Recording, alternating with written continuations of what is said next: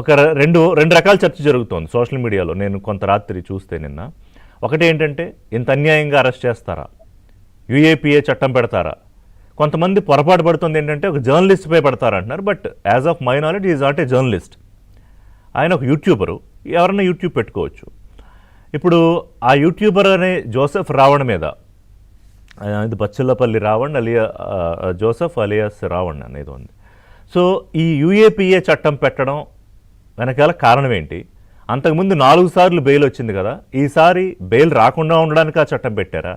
లేకపోతే అతను మావోయిస్ట్ భావజాలమో లేకపోతే సాయుధ తిరుగుబాటో ప్రోత్సహించిన ఎవిడెన్సెస్ పక్కాగా ఉండడం ద్వారా అది సమాజానికి చేటు చేస్తుందని ఈ యాక్ట్ పెట్టారా?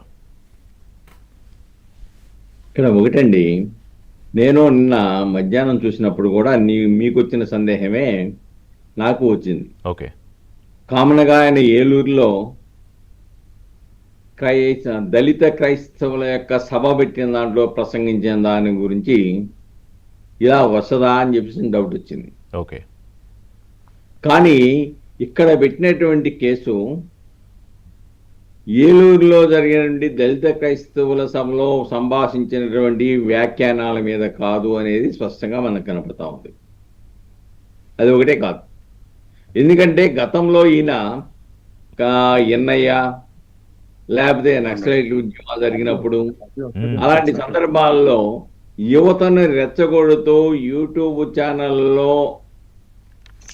రిలే చేశాడు. తన యూట్యూబ్ ఛానల్లో యువతని రెచ్చగొట్టే విధంగా ప్రసంగించారని చెప్పేసి సీసీ ఫుటేజీలను తీసుకొచ్చేసి దాన్ని దీంట్లో ప్రస్తావించి పెట్టినట్టుగా అర్థమవుతోంది. ఓకే.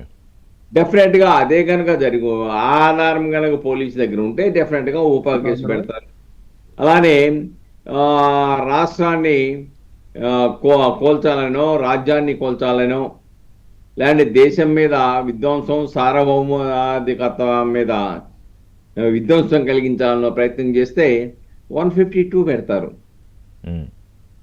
కాబట్టి ఇక్కడ నేను మొదట్లో తప్పు పెట్టారేమో అనుకున్నా, కానీ తర్వాత రిమాండ్ రిపోర్టు ఇవన్నీ కూడా కొంత పరిశీలించిన తర్వాత ఎస్, దీంట్లో ఆధారాలు సేకరించిన తర్వాత మాత్రమే పోలీసు వాళ్ళు ఊపా చట్టాన్ని పెట్టారు. ఓకే. తీవ్రవాద సంస్థల్ని, విప్లవ సంస్థల్ని, బ్యాన్ చేసిన సంస్థల్ని, లేకపోతే యువతని తీవ్రవాదం వైపు నడపడానికి కావలసినటువంటి ప్రేరేపిత చర్యలు చేపట్టినారనేది పోలీసు వాళ్ళు సీసీ ఫుటేజీల ద్వారా సేకరించిన సమాచారం ప్రాతిపదికగా ఊపా చట్టాన్ని కట్టారు అనేది మనం ఇక్కడ గమనించవలసిన అవసరం ఉంది. అంటే సో న్యాయమూర్తి కూడా సాటిస్ఫై అయ్యారు కాబట్టి రిమాండ్కి పంపించారు యాజ్ ఆఫ్ అవర్ అండర్స్టాండింగ్. లేకపోతే అదే ఏలూరులో జరిగినటువంటి దళిత క్రైస్తవుల సభలో మాట్లాడిందే అయితే పిఠాపురమో లేకుంటే కాకినాడ లేదా మచిలీపట్నం కోర్టుల్లో పెట్టిన విధంగా ఇది 7 years బిలో పనిష్మెంట్ ఉండే నేరాలు కాబట్టి మేము సెల్ఫ్ బాండ్ మీద వదిలేస్తున్నామని వదిలేసేవాళ్ళు.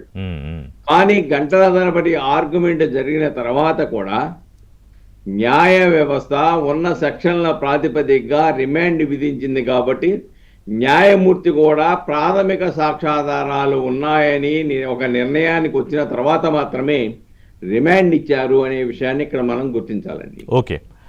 సో అడిసిమిల్లి గారు ఇంత స్పష్టంగా ఇప్పుడు